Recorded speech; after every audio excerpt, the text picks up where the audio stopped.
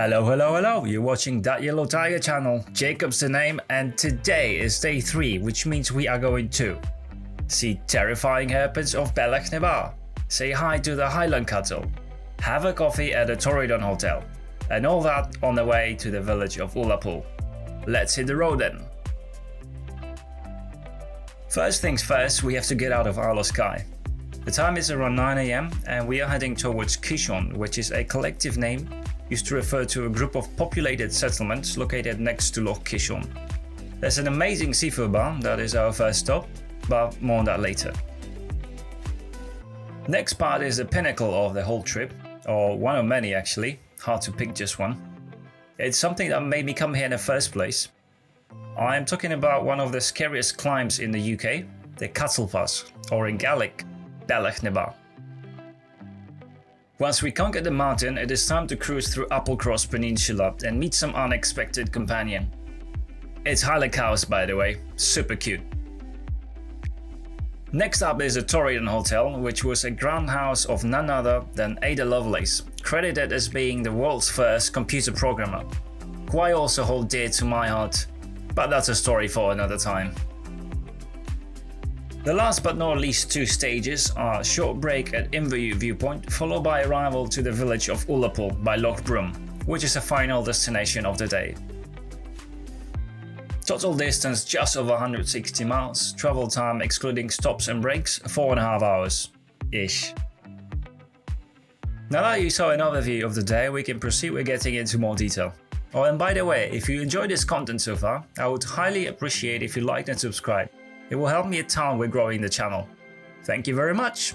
Let's go.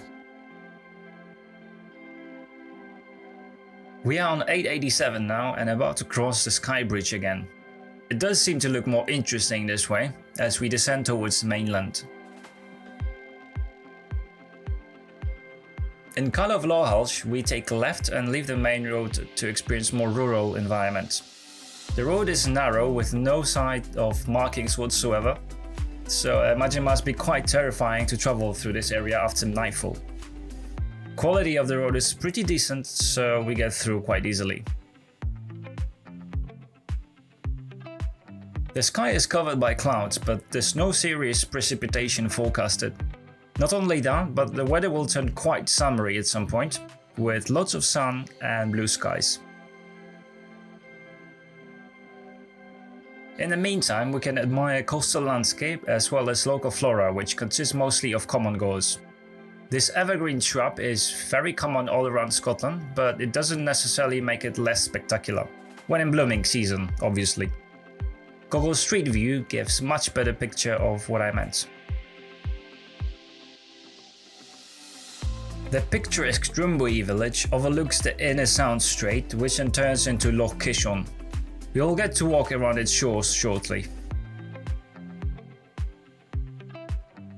For those who aren't familiar with what a grate is, it's a cattle grid, which discourages wildlife from walking through a fence gap and accessing inhabited and/or high traffic volume areas. They are all over the UK, and I'm sure not only there. I specifically chose this route to make it a little bit more challenging and confront the wilderness head on. It turned out the abundance of trees prevented me from seeing much, and the only thing I encountered head on were mosquitoes. Nevertheless, I enjoyed the twistiness of the road. It really challenged my speed control, and it's a good practice if it comes to expecting the unexpected coming out of the corners. To be fair, this looks more like a pavement or a bicycle path rather than an actual road. You have to admit though, you'd like to see all roads in this condition, especially considering roughness of the climate it's been built in. Joining 890, that takes us along Lochcarron. The road is quite high up and we can briefly see unfolding landscape. Unfortunately, it's really brief. The road takes us further into the conifer forest, gently winding down as we pass through Scandinavian-like scenery. I believe I went full on neutral here. Good time to save some of the precious fuel. Reaching sea level gives us opportunity to finally enjoy the views properly. Noteworthy landmarks in the area are Strathcarron Tunnel and Strome Castle, or rather its remains. But that's to be expected since it was built in 15th century. The railway track on the left goes from kind of Loch, so where the Skye Bridge is, all the way up to northeasternmost Thurso and Wick, alternatively to Inverness. I was struck by the combination of tall rocky mountainside and the openness of Lochcarron. There is no doubt I will remember this for years to come. Another few miles and what we encounter is Strathcarron Tunnel. It shelters the 8890 as well as a railway from the cliff above. It was built in 1978 and accommodates a single track road only, so you better make sure there's nothing heading your way. Low tide reveals significant portion of the loch while we try to make way around it. Once this is achieved, we come across small village of Lochcarron. The name is the same as Loch, but without the space. Lochcarron has some of the most magnificent scenery in the British Isles, and I bet B&Bs don't come cheap around here. Quick fuel up, and off we go for early lunch. I believe petrol was over £2 per litre at this point. Let's take last few glasses at Lochcarron and Lochcarron before we leave this place, because it's just too pretty not to. The village stretches for around a mile, and whether you are interested in arts and crafts, food and drink, hill walking, cycling, diving, sailing, golfing, or fishing, or simply admiring the views, there'll be something for you here. There's just a few more miles to go, and here's an interesting story. As I traveled through this plateau, there was that black mat SUV sitting on my butt, typical Space Invader. Funny thing is, I only noticed it now while going through the footage that the number plates were actually Polish, as I am. Since I don't like Space Invaders, I let them through, and they did, with terrifying roar. Well, you're welcome. I was going right at speed limit, by the way, so I assumed they were local and knew the road very well. Anyway, a few minutes later and we arrive at the seafood bar. And guess what? That Speedy Gonzalez is here too. It turns out it was a son of a guy that runs the very bar. In fact, it was an entire family running it, and they were Polish too. After a quick chat and a couple of laughs, I proceeded to get myself ready for lunch.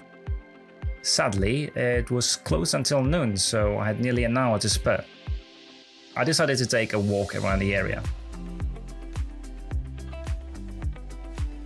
A little down the road, there was something that looked like a path to the shore of Loch Kishorn. Oddly, I ended up in someone's backyard, but they were kind enough to let me pass through. The tide was low, and to my surprise there was a herd of deers grazing nearby. They were highly suspicious of my presence, and one of them kept watching me at all times.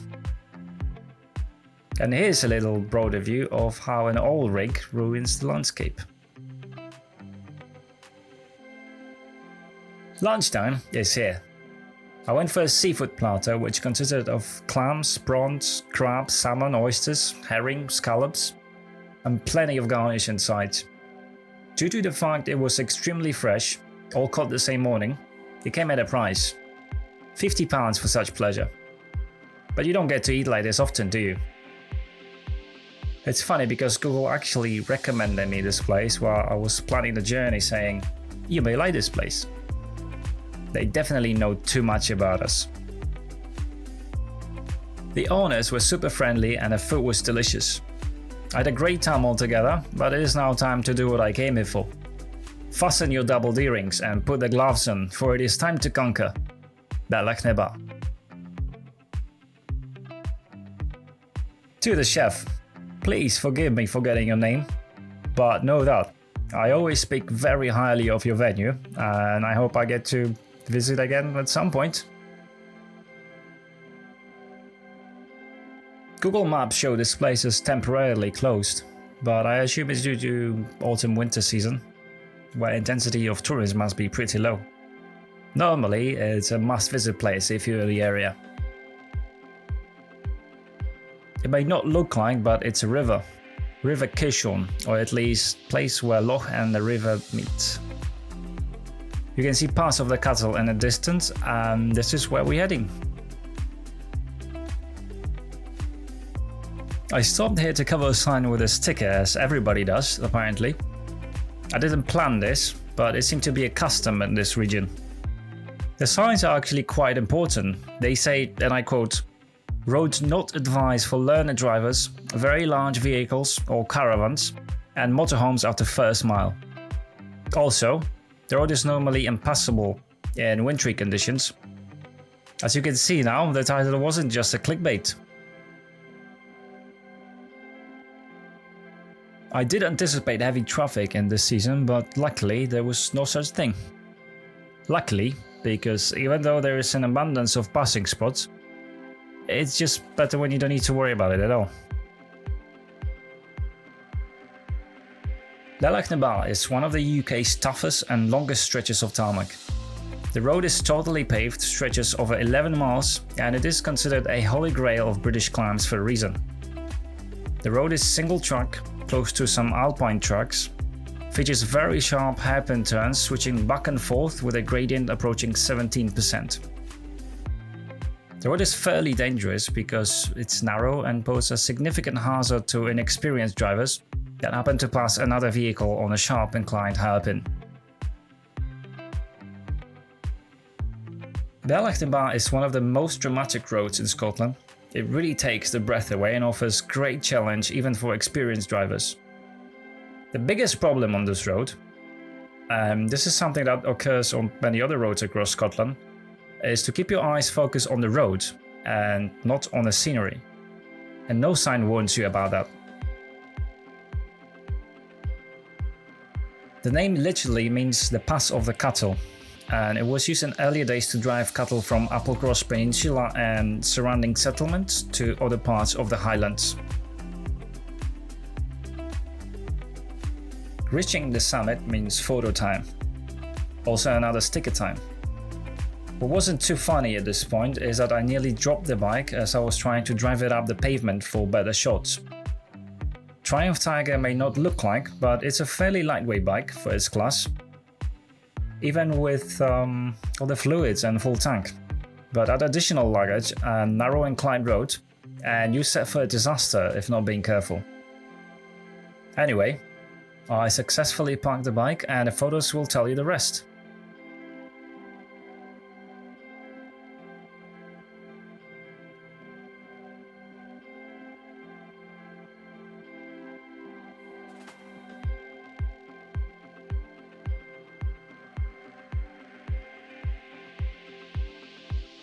So we've made it.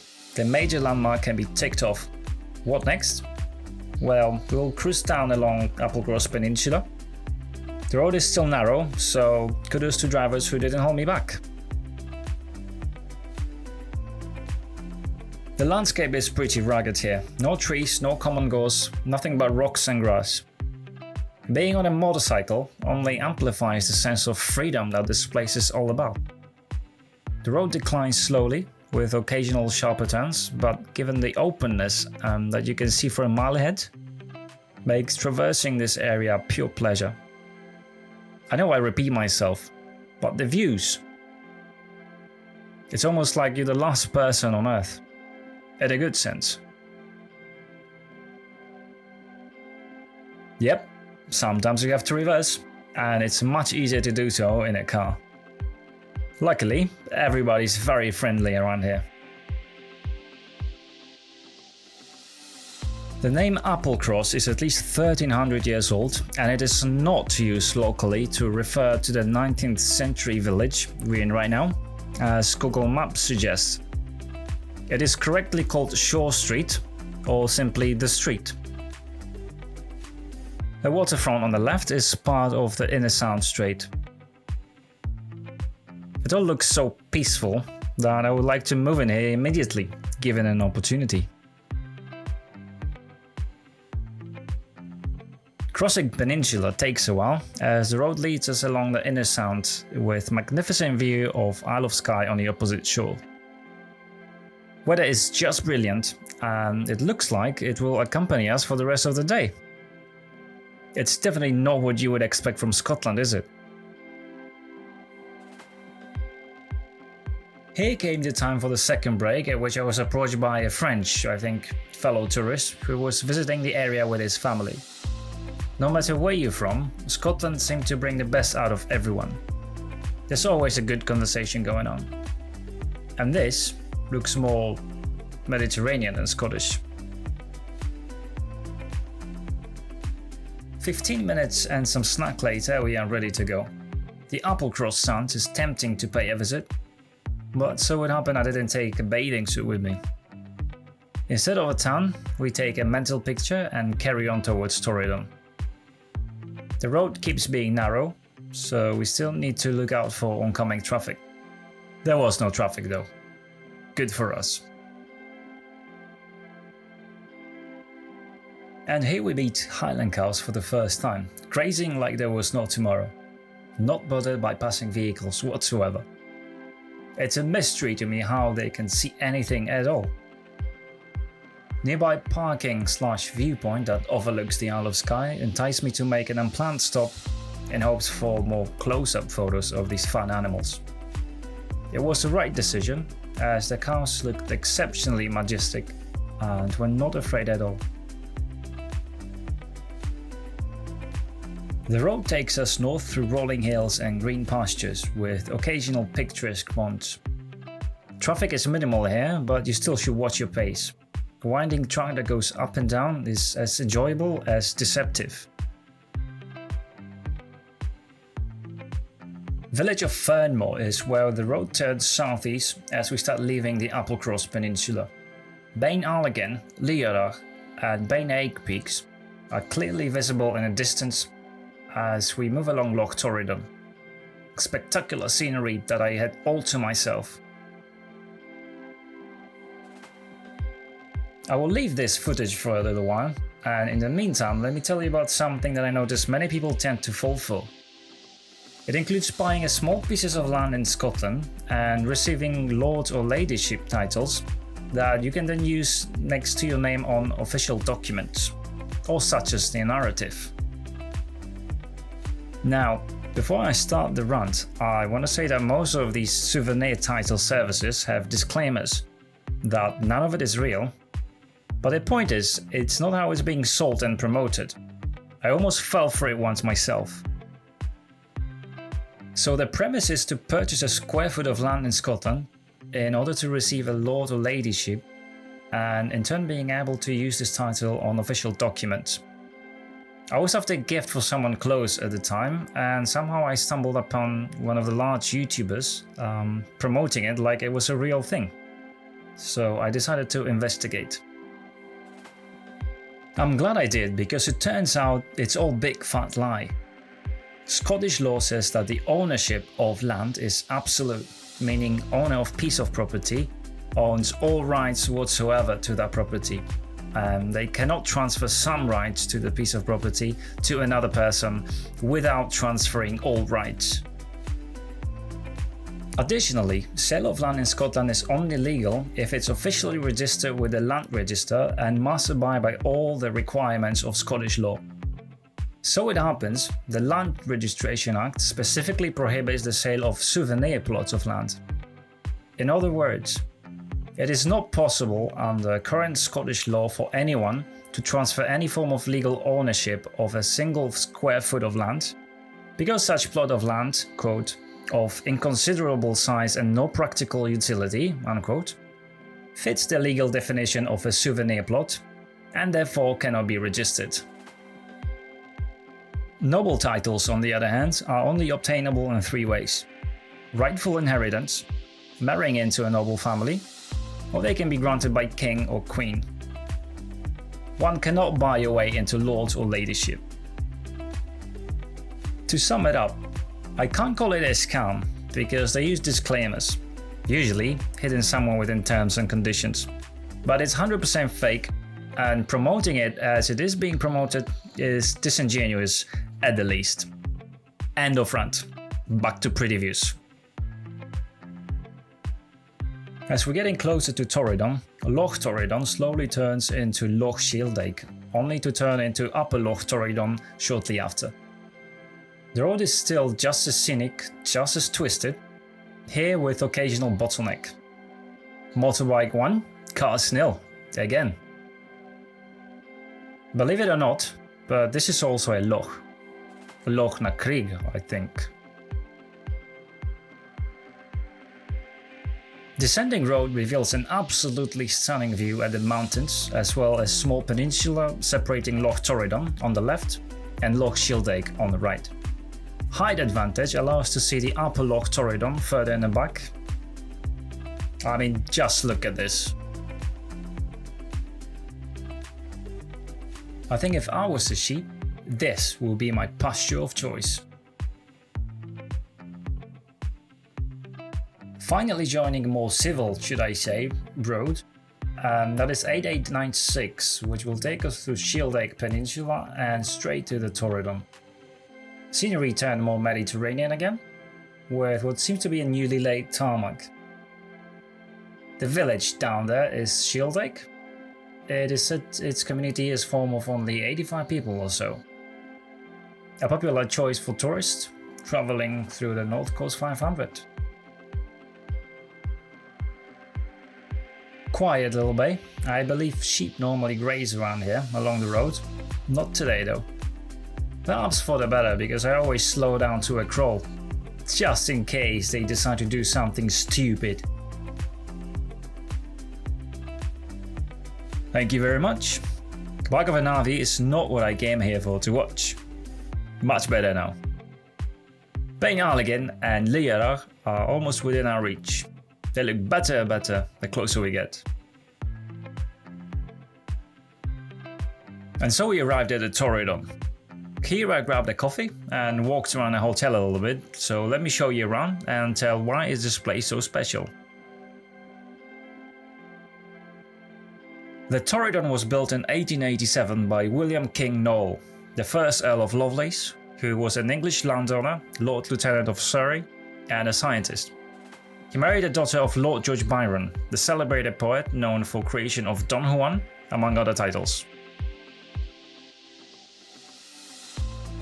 The daughter's name was Ada, or Augusta Ada Byron, who happened to be a mathematician, writer, as well as a scientist. She worked on Charles Babbage's analytical engine, and later became the very first person to write an algorithm to use on a calculating machine. In other words, first computer program. To nobody's surprise, the Torridon quickly became Ada's getaway place. Current owner kept her memory alive by naming one of the rooms after her, as well as extending tradition of the Ada Lovelace Day, which is an annual event held on second Tuesday of October to celebrate and raise awareness of contributions of women to scientific fields. In the Torridon, every day is Ada's Day. The hotel itself is pretty posh as far as I can tell, so be ready to pay up if you decide to spend a night in there. Very beautiful nonetheless. If you're still not convinced, then perhaps deer grazing at the foot of the mountain will change your mind. If not, then we'll be on our way shortly. 3 stops ticked off, 2 to go. Next one up is around 40 miles away, so let's hit the road again. First we say bye to the Upper Loch Torridon and Beinn Alligin, while 8896 takes us further north.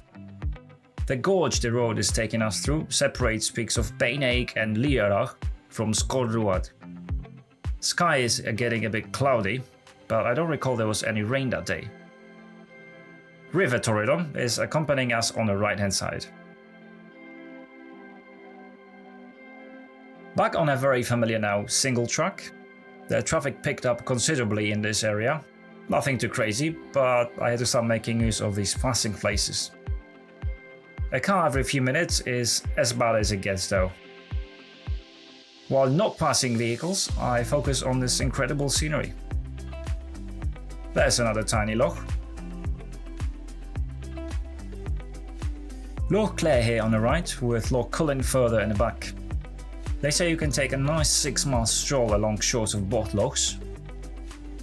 If I only planned that.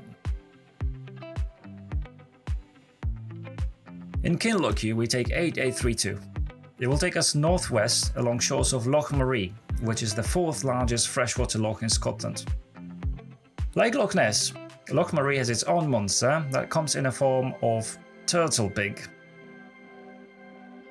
Additionally, Welsh traveller and writer Thomas Pennant recorded that its waters were thought to have curative effects. The loch surface area is approximately 11 square miles and contains over 60 islands, of which one, Isle Maree, holds an oak wish tree, made famous by Queen Victoria in 1877. Sleoch Mountain, visible in the distance, is one of the most famous peaks in the Highlands, and often guests on calendars and brochures. Riding such distances can get very tiresome, and thus you have to stand up on the pegs periodically to stretch. What I wasn't aware of, the relentless wind didn't like the sheepskin I took as a cushion, and so it blew it away while I was up, so I had to turn around and pick it up. Fortunately, nothing happened really, as there was no traffic at the time. It's been noted though, do not stand on the pegs. Some roadworks going on here. I think that's the Bain Alligan there in the back, although I cannot tell for sure, even after double checking with maps. The small irregular loch on the left is Loch Banan Scalig, or something like that. Scenery has changed again, back into woods with occasional alpine filling. Now approaching Charlestown and Garloch, which hosts a pretty neat beach. Again, we are just passing through. That's a nice view to have from a hotel room. Terrain turned rugged and rocky again as we are passing Loch Tollait. We are near Poole, which is just a few miles up ahead, and while we are heading towards stop number 4, we can admire a vast landscape that spreads before us. That's a Dundonald and Fisherfield forest, also known as the Great Wilderness. Alright, so we've arrived at the in-view viewpoint for break number 4. Here we have a great overview of Loch Ewe and mountain ranges we were passing by today.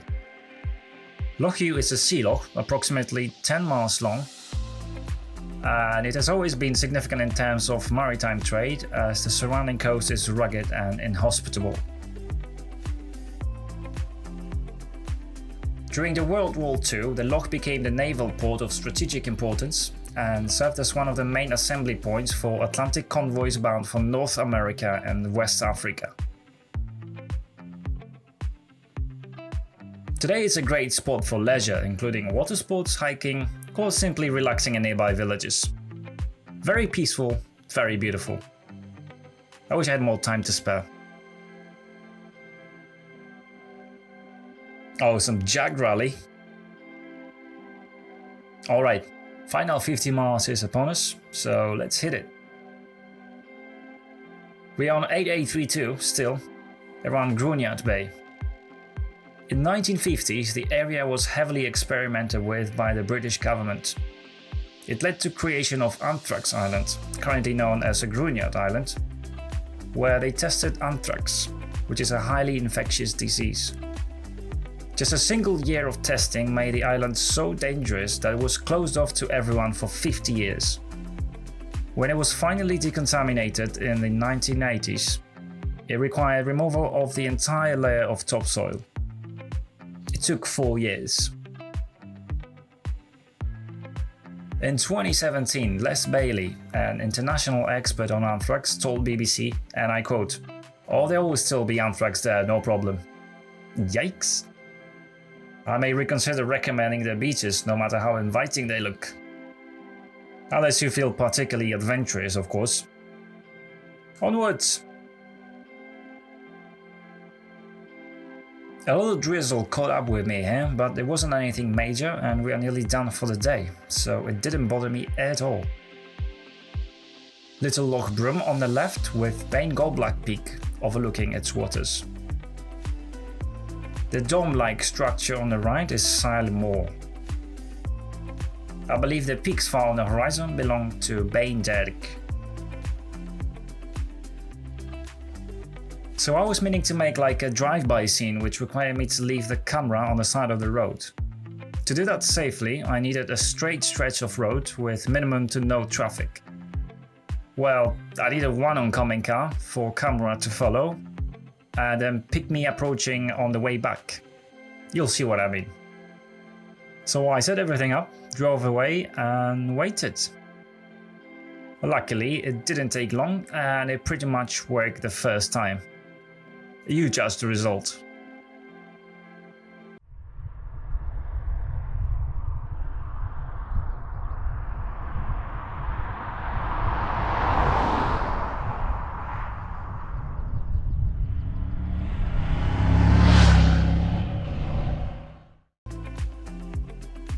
So, what do you think?